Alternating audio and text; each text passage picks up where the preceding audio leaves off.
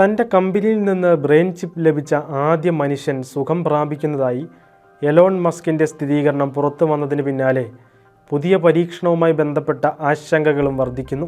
വികലാംഗർക്ക് അവരുടെ മനസ്സിൻ്റെ പ്രേരണകൾക്കനുസരിച്ച് ഉപകരണങ്ങൾ നിയന്ത്രിക്കാൻ പുതിയ സാങ്കേതിക വിദ്യയിലൂടെ സാധിക്കുമെന്നാണ് ന്യൂറാലിങ്ക് കമ്പനി അവകാശപ്പെടുന്നത്. എന്നാൽ മനുഷ്യനും യന്ത്രവും തമ്മിലുള്ള അതിർവരമ്പുകൾ കൂടുതൽ നേർത്തതാക്കുകയോ ഇല്ലാതാക്കുകയോ ചെയ്യുന്ന ടെക്നിക്കാണ് ഇതെന്ന് ക്രിസ്ത്യൻ ഫ്യൂച്ചറിസ്റ്റുകൾ മുന്നറിയിപ്പ് നൽകുന്നു. തലച്ചോറിൻ്റെ കഴിവുകളെ സംരക്ഷിക്കുകയും ശക്തിപ്പെടുത്തുകയും ചെയ്യുന്നതിലൂടെ അൾസീമേഴ്സ് രോഗത്തിൻ്റെ ആഘാതം ലഘൂകരിക്കാൻ പുതിയ സാങ്കേതിക വിദ്യയ്ക്ക് കഴിയുമെന്ന് പ്രതീക്ഷിക്കുമ്പോഴും ഇതിൻ്റെ നെഗറ്റീവ് വശങ്ങൾ കാണാതെ പോകരുതെന്ന് വിദഗ്ധർ അഭിപ്രായപ്പെടുന്നു. ഒരു വ്യക്തിയുടെ സ്വകാര്യ വിവരങ്ങൾ പല സാഹചര്യങ്ങളിലും മാർക്കറ്റിംഗ് കമ്പനികൾക്കോ മറ്റ് സ്വകാര്യ ഏജൻസികൾക്കോ കൈമാറ്റം ചെയ്യപ്പെടുന്നത് പോലെ ഇത്തരം ചിപ്പുകൾ ഘടിപ്പിക്കപ്പെട്ടവരെ ദൂരെ സ്ഥലങ്ങളിൽ ഇരുന്നു പോലും നിയന്ത്രിക്കാനുള്ള സാധ്യതകൾ തള്ളിക്കളയാനാവില്ലെന്നും ഇവർ പറയുന്നു.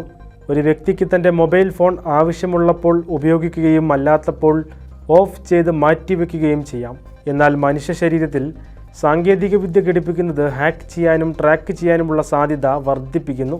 പ്രത്യക്ഷത്തിൽ നല്ലതെന്ന് തോന്നിപ്പിക്കുന്നതും എന്നാൽ ഭാവിയിൽ ഗുരുതരമായി തീർന്നേക്കാവുന്നതുമായ ഇത്തരം സാങ്കേതിക വിദ്യകളെ സംബന്ധിക്കുന്ന ചർച്ചകളിൽ നിന്ന് ക്രൈസ്തവർ പിന്നോട്ട് പോകരുതെന്നും വിദഗ്ധർ മുന്നറിയിപ്പ് നൽകുന്നുണ്ട്.